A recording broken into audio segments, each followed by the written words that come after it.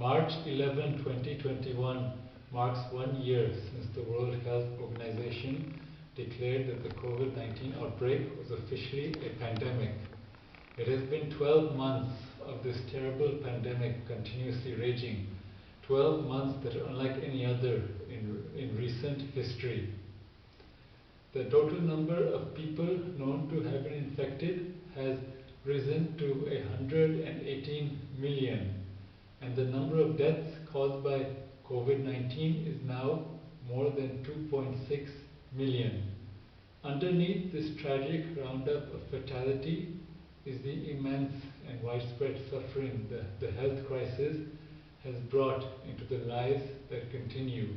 And underneath the struggles faced by billions of people are the enormous social, economic, political, cultural, scientific, and environmental changes the world has undergone as a result of the pandemic. The COVID-19 pandemic is currently far from over. Even though we have created many vaccines and distribution is underway, people everywhere are still struggling, and often the same way they were back in March of 2020.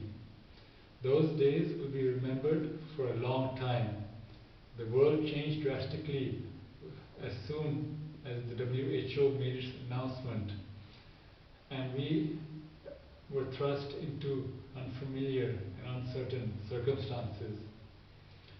After a year, the basic situation remains the same, and there is much that has yet to be improved in our management of COVID-19, but the world has come a long way in adjusting to life under the pandemic. Pakistan, where the first cases of the virus appeared on 26 February 2020, has been badly affected by COVID-19, just like almost every other nation. Now that a year has passed of this health crisis across the world and in Pakistan, PPLDM is launching a new vlog series documenting how the country is faring and how Pakistanis are living life in the pandemic.